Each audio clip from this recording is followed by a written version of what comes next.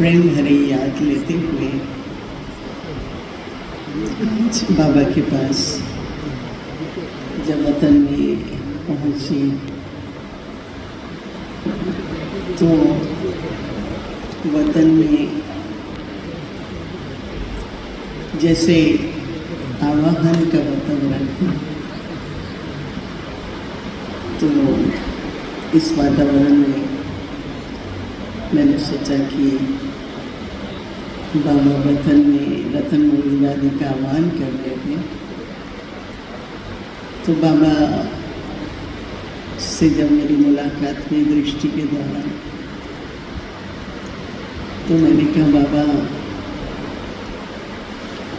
बहुतों के मन में क्यों, कैसा, क्या होगा, भविष्य क्या है, ऐसे संकल्प चेहरों पर दिखाई दे रहे थे।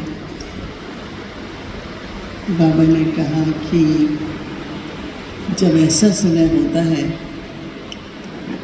और खासकर इस समय पर यज्ञ के आदि रतन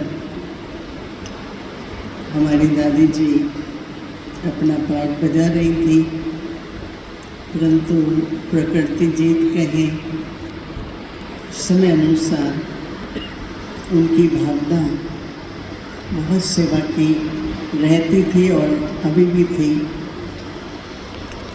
तो पाठ का परिवर्तन होना ये बहुत आवश्यक था, क्योंकि इस प्रकृति से, शरीर से वो जितना चाहती थी उतना कर नहीं पाती थी।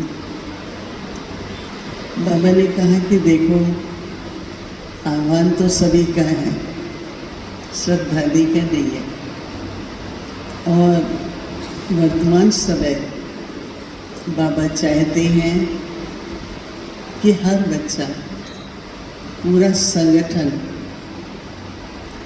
हर प्रकार के सहयोग से यज्ञ की जिम्मेवारी को संभालते रहें। आज बाबा ने दिखाया कि देखो, बहुत विस्तार है, परिवार बहुत बड़ा है, यज्ञ बहुत बड़ा है। तो बाबा ने आज गोवर्धन पर्वत का दृश्य दिखा के कि बाबा की उंगली है और हम सभी की भी एक एक उंगली है, तो सभी को सहयोग की उंगली देके दो तरह से है, गोवर्धन पर्वत के नीचे सबको रक्षा मिली, तो आप सभी को भी मिलकर जो भी यज्ञ में आते हैं, बाबा के पास आते हैं, उन सबको ऐसा अनुभव हो कि हमारे विश्व में कुछ भी हो रहा है पर बाबा रक्षा कर रहे हैं।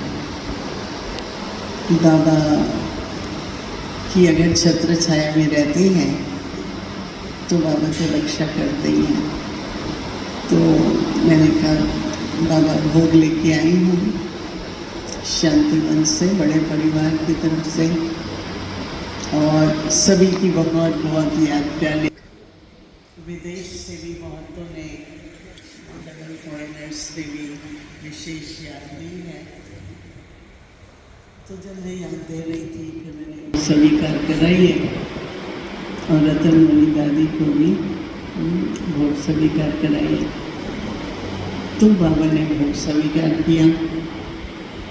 दादी ने भोग स्वीकार करते हुए अपनी जितने भी, अपनी सखिए कहो, भाई कहो, सबको कहा कि उनका भी आह्वान करके जो भोग आए हैं वो भी स्वीकार करें। फिर तो वो भी एक बहुत बड़ा परिवार है जो हमारे पूर्वज हैं, तो वो परिवार का भी सबको, सबने दृष्टि दी बहुत प्रेम से।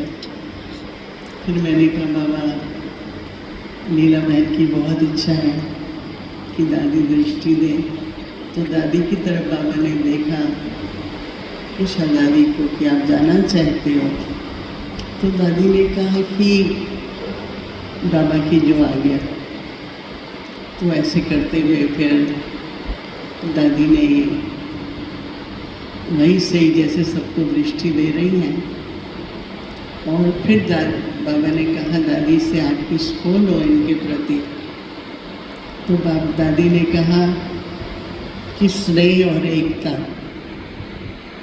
संगठन में स्नेह हो और एकता हो तो बहुत ही जल्दी जिस कार्य के आप सभी निमित्त हैं वो कार्य संपन्न होगा। इंतज़ार कर रहे हैं दुनिया में लोग कि उन्हें सुख शांति का अनुभव हो, क्योंकि बहुत दुख है, बहुत डर है, बहुत चिंता है। तो भी आप लोगों को एक ही ऐसा पुरुषार्थ करो, निरंतर भी हो, विघ्न भी ना आए कितनी। तो बाबा ने कहा, दादी ने कि साइलेंस की शक्ति बहुत आवश्यक है। कोई भी विघ्न आता है तो साइलेंस की शक्ति से उसको पार करो। तो जैसे ब्रह्मा बाबा थे तो कोई भी कितने विघ्न आए परंतु उन्होंने साइलेंस शक्ति से सबको पार किया और विजयी रहे।